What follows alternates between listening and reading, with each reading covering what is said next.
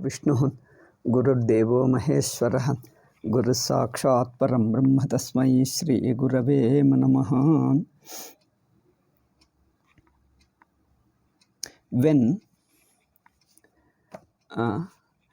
there is different interpretations of the Upanishads, among the followers of the Upanishads, there are variety of opinions, variety of Siddhanta, because they interpret the Upanishads in various ways.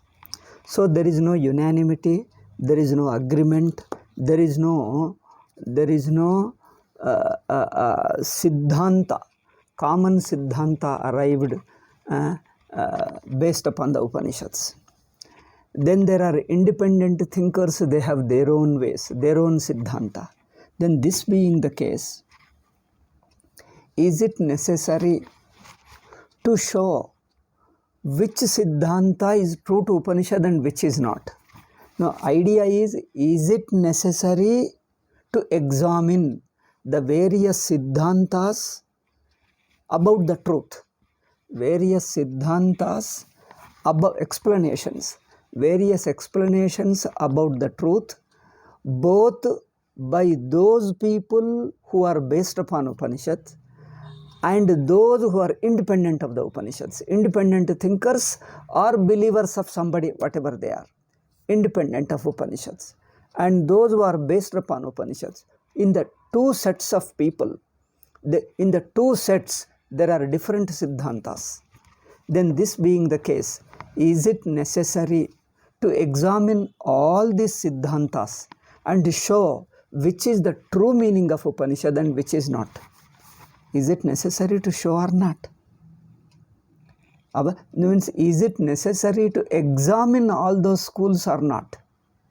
Is it necessary to examine or not? He says, Katham paraihi shastreshu udbhavyamanaha doshaha uddharaniyaha. We have to show the defects in the Siddhantas, or we have to dismiss those defects shown by in our Siddhanta. Oh, they are just outside Veda, we need not consider. You can't dismiss them like that. You can't just dismiss them. See, the problem with is, when others are raising objection against our Siddhanta, we have to explain to them, show how their accusations are false. They are finding fault with us. They are accusing us with certain defects. We have to show how their accusations are wrong.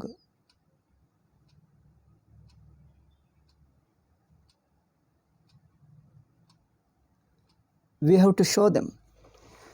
Therefore, in order to show that accusations are wrong, we have to examine their Siddhanta thoroughly. Okay, so he says, Katham paraihi shastreshu udbhavyamanaha doshaha uddharaniya iti. How can we dismiss, how can we disprove, dismiss means disprove the accusations thrown at our Shastra Siddhanta by others? Tad avashyam parikshaniyam bhavati. So for doing this thing, we have to examine. Shishtair Vedabhashyam api darshanam. Even if certain schools, certain Siddhantas are outside Veda, even if they are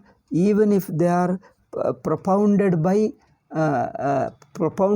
non-followers of Vedanta, Upanishads, even if they are non-Upanishadic, in short, even if they are non-Upanishadic, we have to. Unupanishadic Siddhantas also have to be examined. Why?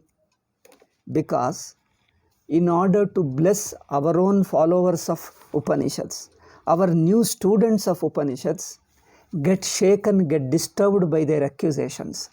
So to bless our students of Upanishads, we have to examine all the schools and show them how their accusations are false and how Upanishadic vision is right. Okay, evam astikanameva. On this point, Swamiji has quoted three shlokas from Mahabharata.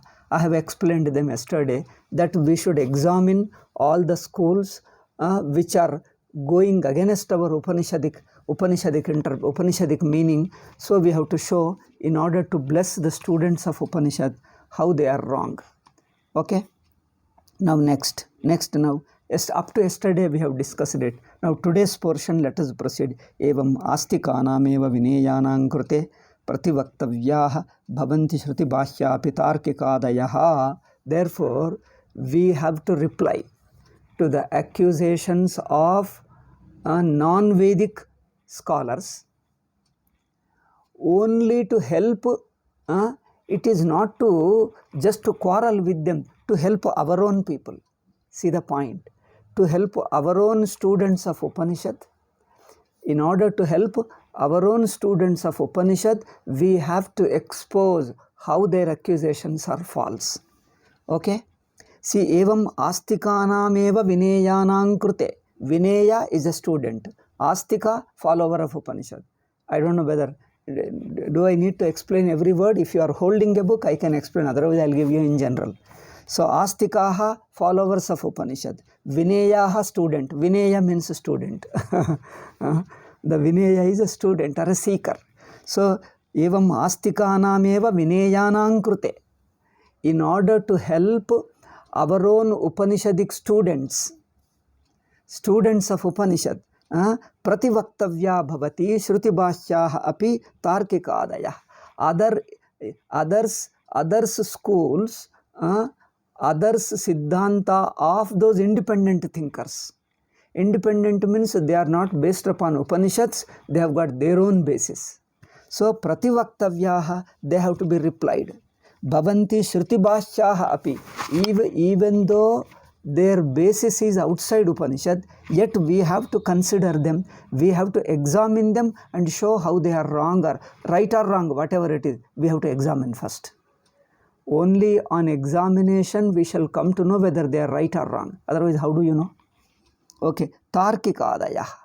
Tarkika means those who discuss purely based upon logic, because they have no basis of Upanishads. They have no basis of Upanishads. For every argument, for every point, they only use arguments alone. They only logically explain. They have no quotation. They have no Upanishadic strength, Upanishadic support, Upanishadic testimony.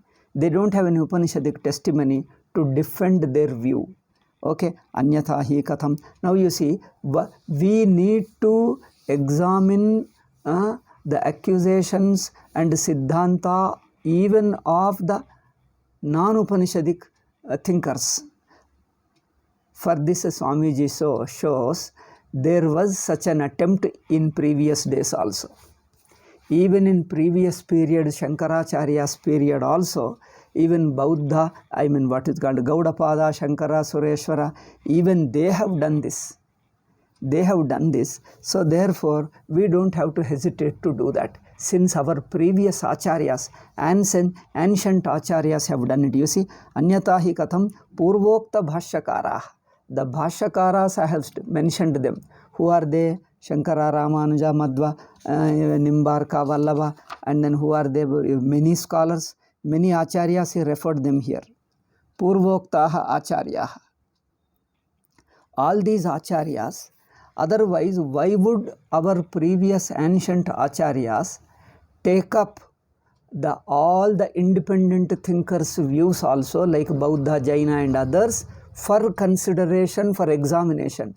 Why did they take others' siddhanta also, independent thinkers' siddhantas, for examination? Why did they take it? They would have dismissed them anyway. They are not followers of Veda, we need not consider them. They didn't dismiss it. They wanted to consider. They did consider. You can see in our ancient acharyas like Shankara, Ramanuja, they always considered Bauddha, Jaina also, they have taken up for discussion. They never dismissed them, considering, oh, anyway, they are outside Veda, non-Upanishadic. We just dismiss them. No, they didn't dismiss. See, Katham Purvokta Bhashakara, our ancient Acharyas, api, even they, Bauddha Syadvadadi Matena, Shrauta Darshane Virodam Ashankya, Tat Pariharaya Pravarteran. They made attempt to refute them.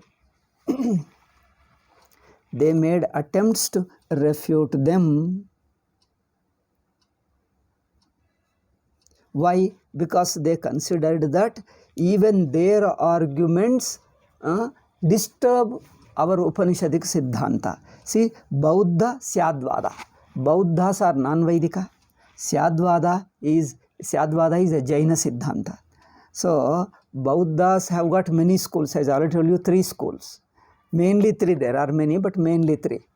And then in Jaina also there might be many, but generally it is a Syadvada. Syad means either that or this. It could be that, it could be this. It could be that, it could be this. So it is not any fixed view. Therefore, Syadvadi Matena, Shrauta Darshane Viroda Mashankya, apprehending a Viroda, a challenge. Viroda means a challenge.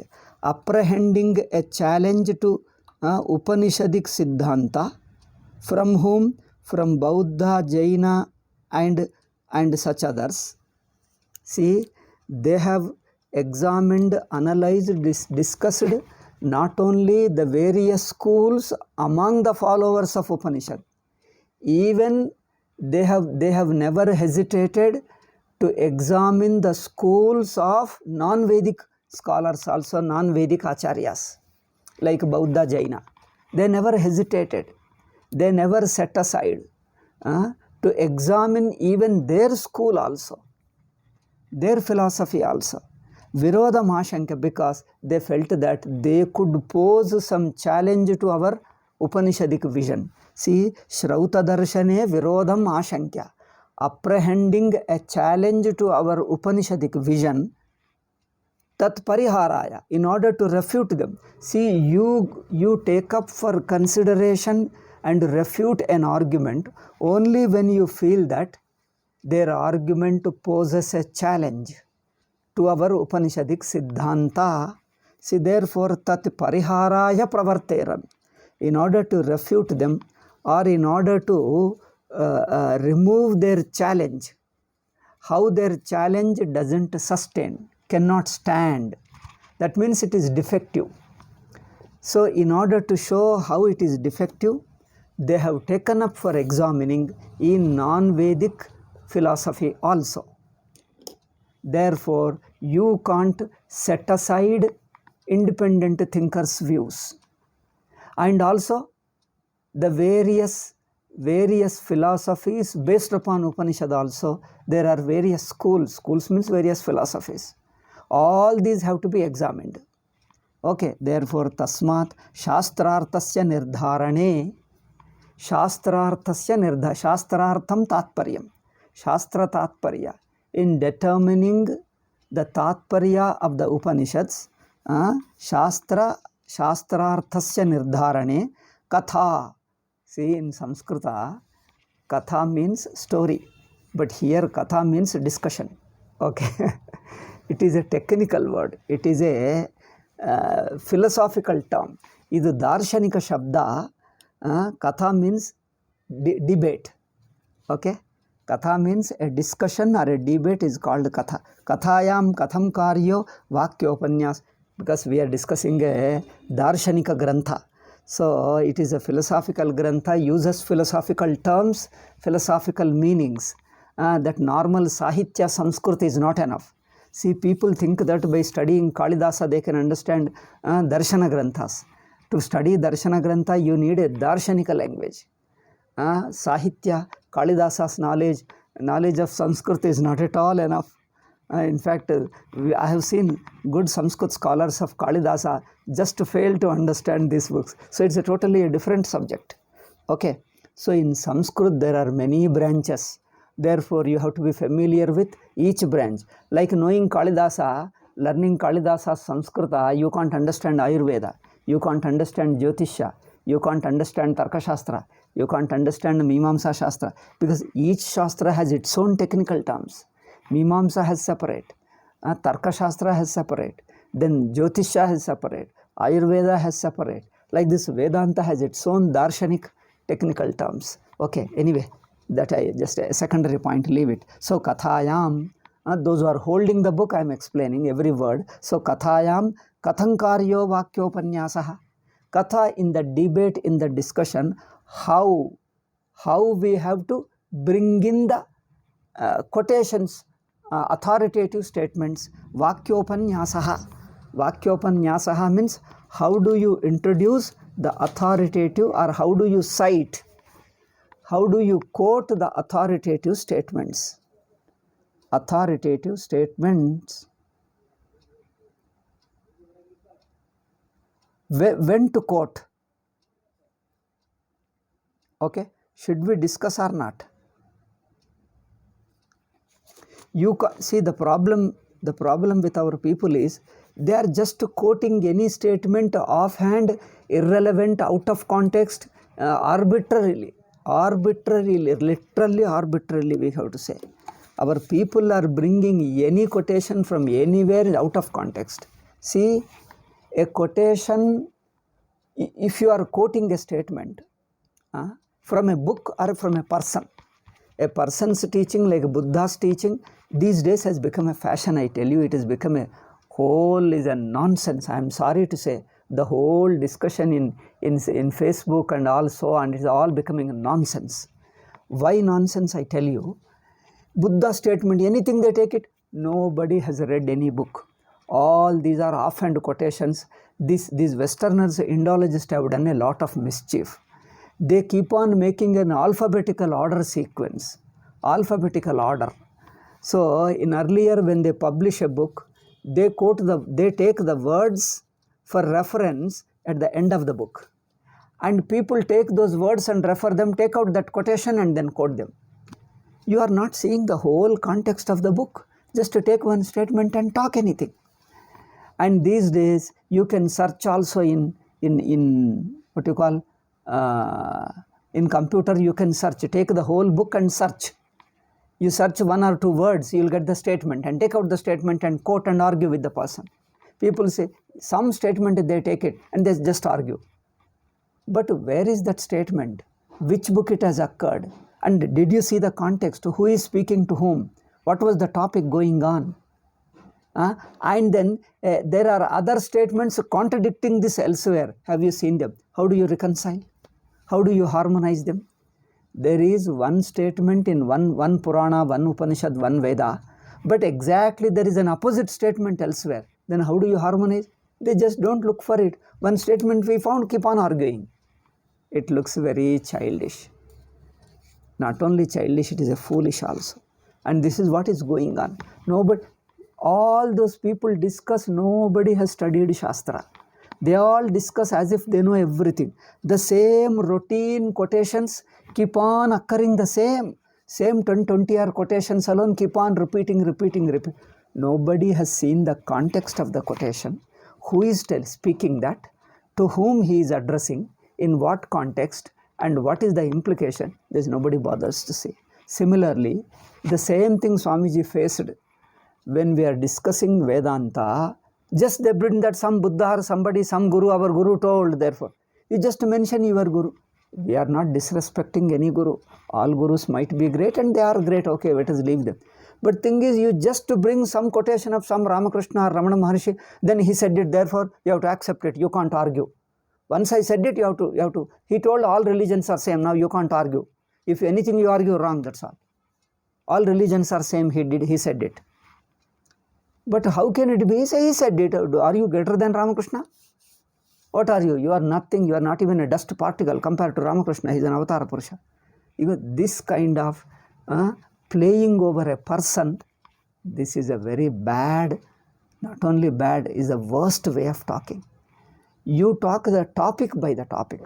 Topic on its intrinsic merit, not based upon the person and his quotations. Talk about a topic on its intrinsic merit. Okay? You take a statement on its intrinsic merit, not who said it. whether Buddha statement or Ramakrishna or Ramana Maharshi or even Shankaracharya statement. You just are Veda Vyasa. Somebody said it, therefore you mean anything. When you quote, one more problem arises. What was the meaning in the context? Did you decide first that? What is the meaning of the statement in that context? Now first we have to go to the context and discuss the whole context there. Any statement when you quote, the meaning of the statement, see, when you quote a statement in order to defend certain idea. Now the question, is the statement which you are quoting, is it defending that idea? Does it really imply this idea? Or it implies something else? That means when you are quoting a statement in defense of an idea, you take for granted that that statement implies this idea only. But when there is a dispute, the same statement, out of the same statement, different people take different implications, different meanings. When there are many interpretations of the statement, many implications of the statement, how can you quote that statement in only one sense and ignore all other senses? When there are many interpretations, now you can't take that one statement and your idea is proven. But other person takes the same statement and he quotes it in another sense. He takes in another sense. That means when the meaning of that quoted statement should be determined and universally acceptable, then only that statement can be quoted. Isn't it? That statement can be quoted. Any authoritative text can be quoted only if its meaning is universally agreed. Yes, this is the meaning universally agreed. Then you can quote it as an authoritative statement to dismiss an argument or to support an argument. But generally people quote some statements and each statement has different interpretations, different meaning. When the quotation itself is a disputed one, how can the disputed material can be brought in here as a testimony to prove something? This doesn't work. But this is what is happening. All discussions are happening like this. It's all confusion. Contradictions, confusions, nobody can say anything. You then keep on arguing and then mutually accusing and then go out of the topic and go to the irrelevant and something else we talk. So therefore, kathayam, an authoritative text if you quote, and that too, when you quote an authoritative text, then the person comes who said it. When Buddha said it, Ramakrishna said it, Ramana Maharshi said it, or Bhagavad Gita said it, Upanishad. Now you use that person, hey, Ramakrishna is great, therefore you have to shut up your mouth, you can't question. You take the name of a person, I am not supposed to question it because he is a great man. This question of a great man is creating a problem. He may be great, that's a different issue. But how far the statement itself is valid, we have to see. That statement should have an independent validity, not the person behind. A person is more popular, a person is less popular. So because of his popularity, then whatever he says, like Ambedkar said something, now you can't question. Because the person is already made great. Politicians make them great. Politicians, for their own propaganda, they make him great. Therefore he said it, and therefore just because you take his name, therefore any statement is right. No statement can be taken as a right. The statement should have an independent validity, not who says it. Okay? Therefore, you just can't quote Ramana Maharshi and you can't quote Ramakrishna and say that all religions are same because he said it. But all religions are not same. Common sense says you read any book, you talk to any religion, this thing. No, Ramakrishna said it. But is going against the visible fact, open fact, which is visible in front of everybody. When it is openly against everybody, then somebody's statement, because he said it, then you are talking on the strength of a person, not on the strength of the fact. Okay? You are talking on the strength of a person, not on the strength of the facts. Now, do you want us to close our eyes to the visible facts, obvious facts, on the strength of some quotation? There is no reason and rhyme. This doesn't make a this doesn't constitute wisdom. Okay, this doesn't constitute wisdom. It is only just to quote a person because of his popularity, and he has a following. He has got a lot of followers all over the world, crores and crores of followers. Therefore, whatever he says becomes valid. This is what India is suffering from. Many things, Gandhiji statement, Vivekananda statement, Ramakrishna statement, Ramana statement, Sankara statement, all anybody's statement, without seeing the context, implication and all that. You just anybody takes in any sense, and you take the name of a person, you are supposed to shut up your mouth. Okay, if this is the case, anybody can prove anything. Anybody can claim that he has proven. Nobody is supposed to accept. Everybody is supposed to accept. Nobody is supposed to question. If this is called another dictatorship, intellectual dictatorship. Okay, this is an intellectual dictatorship. It is not allowing you to think. Okay, how to discuss. Swamiji has such a beautifully the entire first chapter. It is in Sanskrit.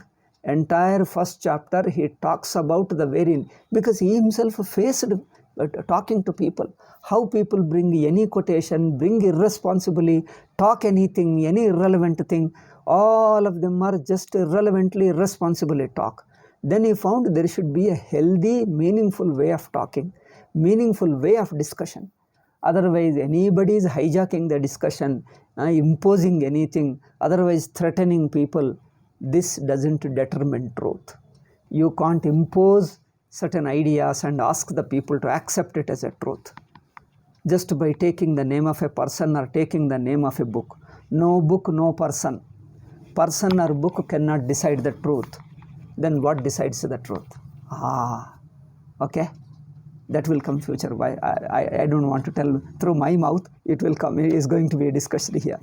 See, Vakya Yukti Katha Pravesha Anukramaha. Now the another heading. Vakya, authoritative text, Yukti, argument, and Anubhava. So to prove anything, three things are required. We call generally Vakya, Yukti, and Anubhava. Shruti, Yukti, Anubhava. This is well-known word, well-known samasa, well-known compound, well-known phrase in English we call them. Well-known phrase, commonly quoted, commonly used, Shruti, Yukti, Anubhava. That means a text, Yukti and Anubhava. All three should rhyme. All three should come together and become one. Okay. Therefore, out of these three, which one should be brought? I think, let me not say, let Swamiji say himself, we'll proceed. Okay, therefore, Tatra yada shastra pramanya vishaye eva vipratipattirasti tada spashtameva tad yadastikenapi vadina vipratipannam pratiyukta eva upanyasitavyaha vakya nirapekshamiti. Regarding a meaning of a statement in a shastra, in a text. See, you find a statement in a book, and regarding the statement there are many interpretations. Then what will you do? When there are many meanings taken by different people, then the statement cannot be taken as an authoritative and proving text. It can't prove anything, because when there are many meanings, how can it prove? Because there are many contradictory meanings. Therefore, then you have to leave aside that statement, talk independently through logic. You have to talk through logic alone. See, he says, Tatra yada shastra pramanya vishaye eva vipratipatti. When there is a vipratipatti,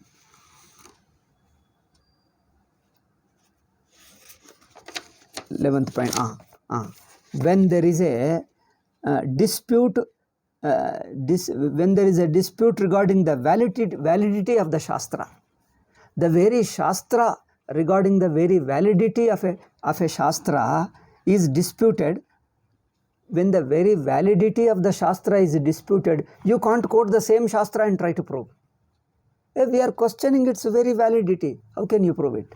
Then what happens? Then it is obvious that to such an opponent, a person, even if he is a believer in the Veda, even if you believe in a Veda, you can't quote it because he doesn't believe. You believe in Veda, but he doesn't believe. You can't take a quotation and you say, proven. He says, I don't believe it. You prove it. Therefore, Pati should only present arguments and not cite a text. See, Vipratipattirasti tada spashtameva yad astikenapi vadina. Even if you may be a believer, if you believe in Veda, keep it in your mind. If you believe Ramakrishna or Ramana Maharshi or somebody else, Buddha or somebody, keep it in your mind. But present an argument in such a way which is acceptable to all. Okay? Because the person you believe somebody and somebody doesn't believe, then what is the point in quoting that? Each one says, I believe in somebody. Then ultimately, who is the? No, you bring them Buddha, Ramakrishna and Ramana and then keep them fight. Whoever wins will do that. Will we do that? That is ridiculous. So here, therefore, tada spashtameva yad astikenapi vadina vipratipannam prati yuktayah eva upanyasitavya. Then the only thing that we can do is present arguments. That means talk through logic. Explain logically. You don't quote. You may keep the quotation in your mind. Okay? You keep your own Veda, Ramakrishna, Buddha, Ramana Maharshi, whomever you like, you believe, keep in your mind. But bring only the argument which is acceptable to all. Therefore, Vipratipannam pati yuktayah eva upanyasitavyaha vakya nirapeksham. Bring the arguments independent of the quotation. Independent of quotation, the explanatory arguments. The arguments which explain the point, bring those arguments. Okay, yatha. Should we do that? Is that the way of discussion? Do you mean set aside the quotation and then only argue with logic? Yes. How? How can that be that? But is that the way? Yes. Our previous Acharya, he gives a quotation example of Shankaracharya. Shankaracharya himself did like that. See, iti sutra bhashya, in Brahma Sutra bhashya, Acharya discussed it like that. Atmana akasha sambhutaha. He says, Akasha is born of Atma. From Paramatma, Akasha is born. This is the statement of Taittiriya Upanishad. While explaining these things, Ityadi Shrutibhyaha Akashasya Vastutva Siddhihi Ityuktva. Akasha is born of Atma. So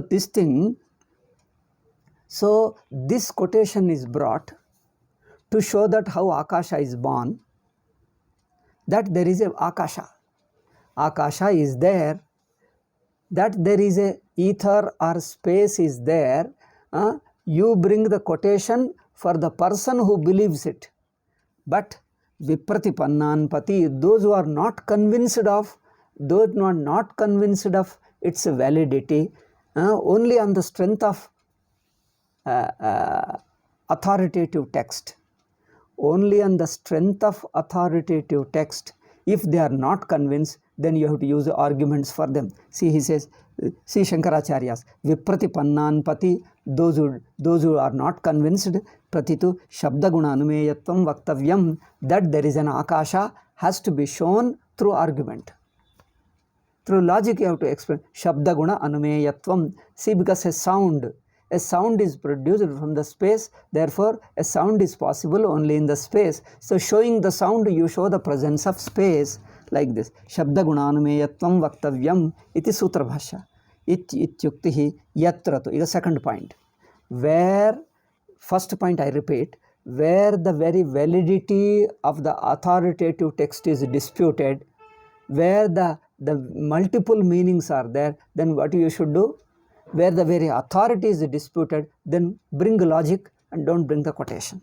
Second point, yatratu gruhitva shastra pramanya, where shastra is accepted as valid, like the followers of Upanishads.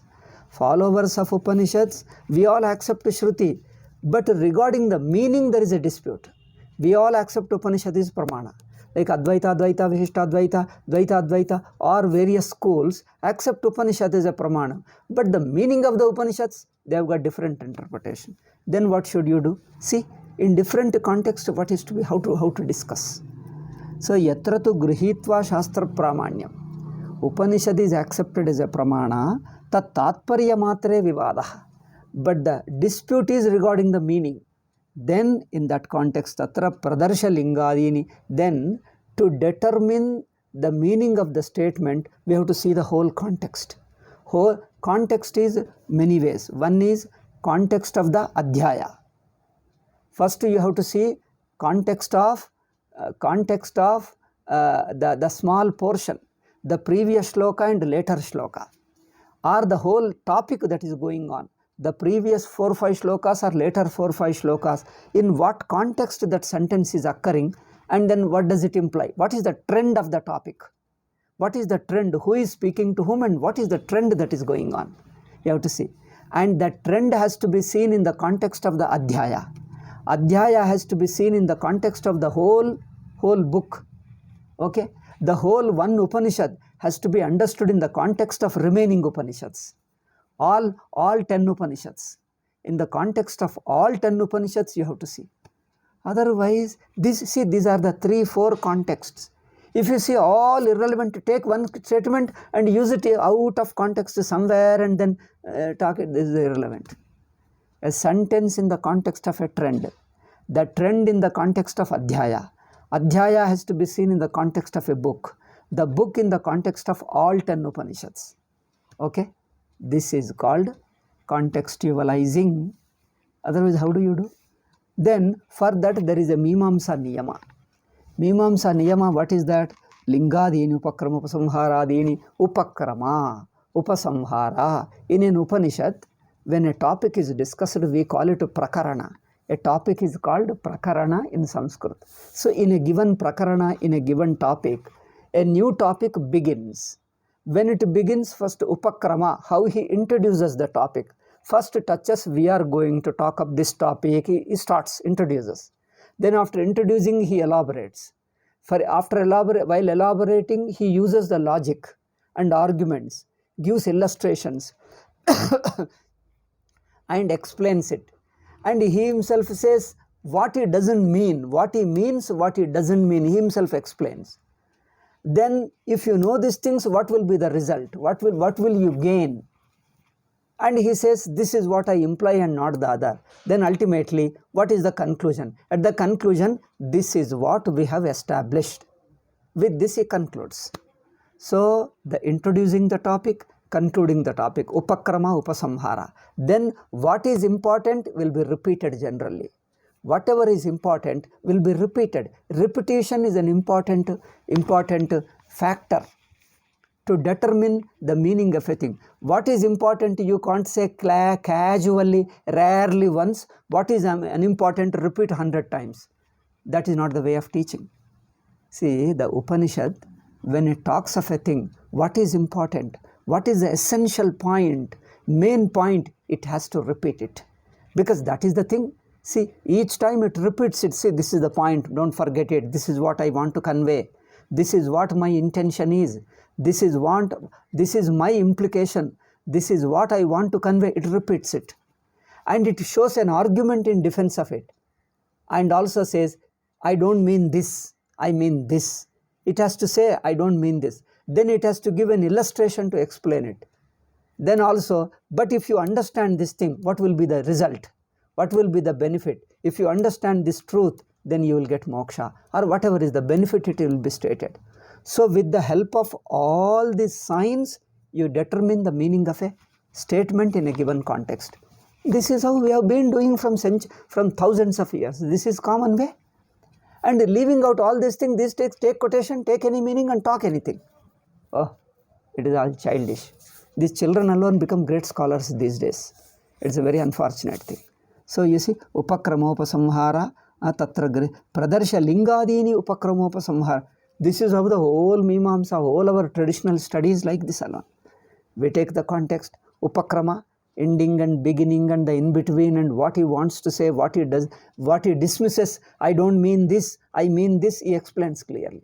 So with the help of these indications, you have to determine the implication, the real intention of the speaker. The speaker, what he wants. Otherwise, you take unintended meaning, you impose on him his unintended meaning and say that this is what you said it.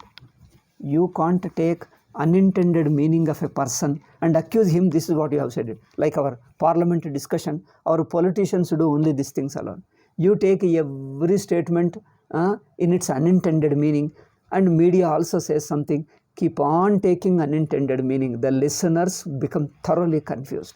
Therefore, this politics is confusing, spoiling the minds of our students, our youngsters, because we just don't know how to discuss very logically, meaningfully, responsibly. Okay? Because we are exposed to politicians need in democracy for votes. For votes, they have to talk. For talking, they have to confuse us. They have to present their own view. So they have to in opposition party, whichever opposition, whether both are opposition to each other.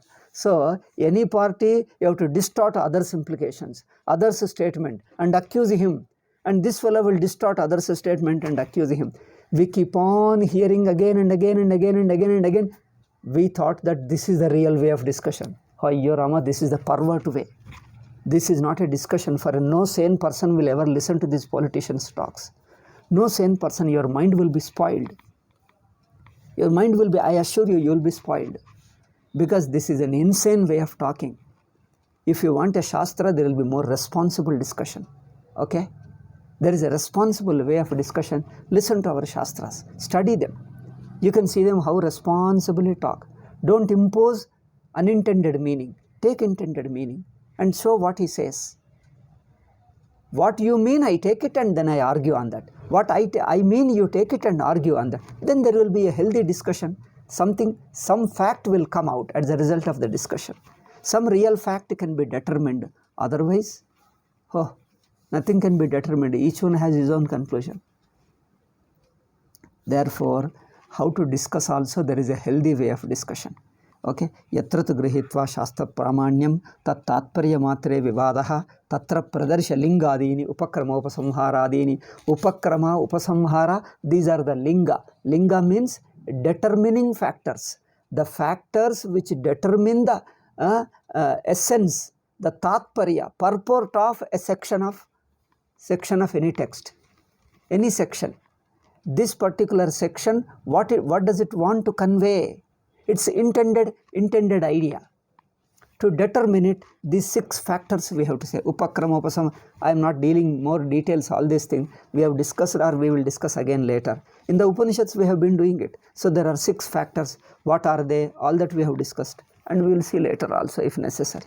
Okay. So Shastra, Lingadin, Upakrama, upasamharadainicha, Vakya with Samayam Anurudhya, following the Vakya with Samayam. Samayam is not time. Samayam is agreement, a rule.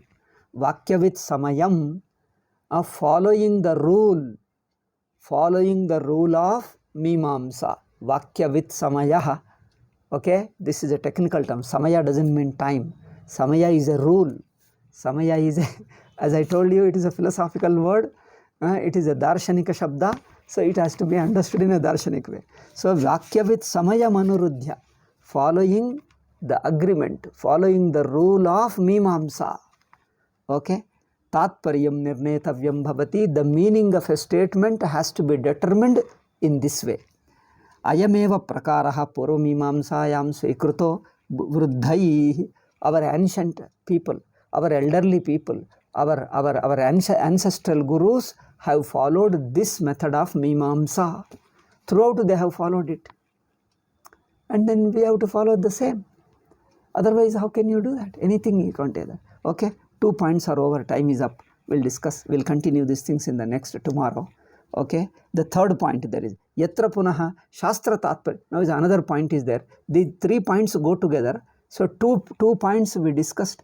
Third point we will discuss tomorrow. I'll just briefly summarize the first 2 and also talk of the third point also. We'll discuss tomorrow. And fourth point is also there. Okay. Om. We'll see tomorrow. Om Shanti Shanti Shanti. Hari Om Shri Gurubhyo Namah. Hari Om Tat Sat.